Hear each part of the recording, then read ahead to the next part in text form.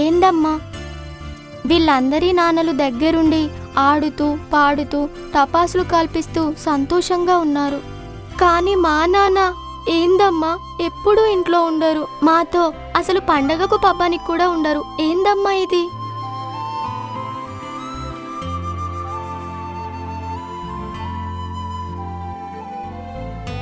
రిషి, ఇట్రా. వీళ్ళు ఈ ఊరిలోని ప్రతి ఒక్కరూ పనిచేస్తుంది వాళ్ళ కుటుంబాల రక్షణ గురించి. కాబట్టి వాళ్ళెప్పుడు చూసినా వాళ్ళింట్లో ఉంటారు. కానీ మీ నాన్న చేస్తున్న పని పోలీస్ ఉద్యోగం. దొంగలు, రౌడీలు, గుండాల భయం లేకుండా ఆ పండుగ వేడుకలను జరుపుకుంటున్నారంటే ఆ ధైర్యం వాళ్ళది కాదు, పోలీస్ ఉన్నారన్న ధైర్యంతో. అదే మీ నాన్నలాగా ఎవరూ పోలీస్గా ఉండకపోతే వీళ్ళు ఇంత హ్యాపీగా వాళ్ళ కుటుంబాలతో కలిసి ఇలా పండుగలు జరుపుకుంటూ ఉంటారా? ఈ సమాజంలో పోలీస్ వ్యవస్థ గనక లేకపోతే దొంగలు, రౌడీలు, గుండాలు, బందిపోట్లు తయారై ఈ సమాజాన్ని సర్వనాశనం చేస్తారు. అలా జరగకూడదనే మీ నాన్న లాంటి వాళ్ళందరూ కలిసి ఈ పోలీస్ వ్యవస్థను ఏర్పాటు చేసి ఈ సమాజాన్ని కాపాడుతున్నారు. అలాంటి పోలీస్ వ్యవస్థలో మీ నాన్న ఉండడం మన అదృష్టం. కాబట్టి మనం బాధపడాల్సిన అవసరం లేదు. పోలీస్ ఫ్యామిలీ అని మనం ధైర్యంగా, గర్వంగా ఉండాలి. సరేనా? అవునమ్మా, మీ అమ్మ చెప్పింది 100% కరెక్ట్. మీ నాన్నలాంటి పోలీసులు కనుక లేకపోతే మేం మా భార్య పిల్లలతో ఇంత సంతోషంగా ఉండలేమమ్మా. మేమే కాదు, ఈరోజు ఈ సమాజం ఇంత ఆనందంగా ఈ పండగలు జరుపుకుంటున్నామంటే దానికి కారణం మీ నాన్నలాంటి పోలీసులే. వాళ్ళు రోడ్ల మీద పెట్రోలింగ్ చేస్తుంటే ఎటువంటి భయం లేకుండా మేము ఈ పండుగలను మా కుటుంబాలతో కలిసి సంతోషంగా జరుపుకుంటున్నాం. దానికి కారణం మీ నాన్నలాంటి పోలీసులే. మనందరం కలిసి సంతోషంగా ఈ పండుగను జరుపుకుందాం.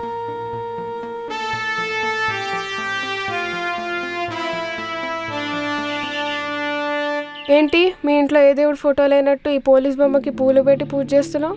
ఓహో, మీ నాన్న పోలీస్ అన్న ఇదంతా చేస్తున్నావు? ఇప్పుడు నిన్ను చూసి మేము కూడా ఈ బొమ్మకి పూలు పెట్టి సెల్యూట్ చేయాలా? కాదే, వాళ్ళ నాన్న పోలీస్ అని అందరికీ తెలియాలని ఇలా చేస్తుంది.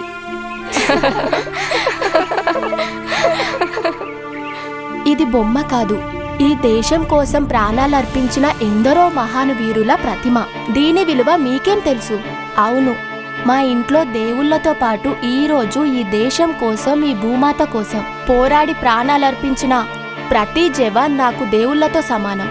మన కంటికి కనిపించని దేవుళ్లను పూలు పెట్టి కొబ్బరికాయ కొట్టి మొక్కుతున్నాం. కానీ మన దేశం కోసం అమరులైన ఎందరో మహానుభావులను అయిన జవాన్లను సంవత్సరంలో కనీసం ఒక్కసారైనా కృతజ్ఞతలు తెలియజేయం. కానీ మన కోసం, మన భావి తరాల కోసం, దేశ ప్రజల రక్షణ కోసం ఎప్పటికప్పుడు గస్తీ కాస్తున్న పోలీసులను మనం, మన పెద్దవాళ్ళు పట్టించుకోం. రాత్రనక పగలనక, ఎండనక వాననక, పిడుగు పడినా, నదులు పొంగి పొర్లినా వేటిని లెక్క చేయకుండా వారి భార్య పిల్లలను, బంధువులను, స్నేహితులను విడిచిపెట్టి అందరినీ దూరం పెట్టి ప్రజలను రక్షిస్తున్నారే.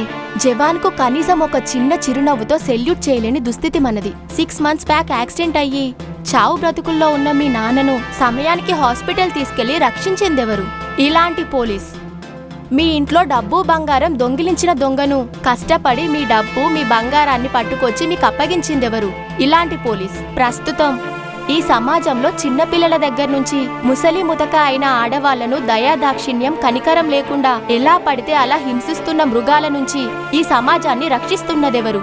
ఇలాంటి పోలీస్ జవాన్లు. కానీ ఏ సంబంధం లేని ఒక వ్యక్తి పోలీస్ వ్యవస్థలో భర్తీ అవ్వగానే సమాజ సేవే తన శ్రేయస్సుగా, ప్రజల రక్షణ తన బాధ్యతగా చేసుకుని వారి కుటుంబాలకు దూరంగా ఉంటూ అనుక్షణం దుష్ట శిక్షణ, శిష్ట రక్షణ చేస్తూ ప్రజల గురించి పోరాడుతూ చస్తూ బ్రతుకుతున్న పోలీసులను ఇలా తిట్టడం, నిందించడం, నిందలు వేయడం చేస్తున్నాం. ఈ సమాజంలోని ప్రజలు వాళ్లకు తోడు ఉన్నా లేకున్నా ఆ పంచభూతాలు, ఆ దేవుళ్లే వాళ్లకు తోడు నీడగా ఉంటారు.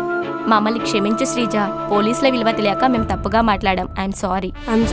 సమాజ అభ్యుదయం కోసం, ప్రజల మనుగడ కోసం, శాంతి భద్రతల పరిరక్షణ కోసం విధి నిర్వహణలో అసువులు బాసిన పోలీసు అమరవీరుల త్యాగాలు మరువలేనివి, చెరిగిపోనివి. ప్రజాసేవ కోసం, శాంతి భద్రతలకు విఘాతం కలిగించే దేశద్రోహులతో నిరంతరం పోరాడుతోన్న పోలీసు నీకిదే మా వందనం. పోలీస్ అమరవీరులకు జోహార్లు! పోలీస్ అమరవీరులకు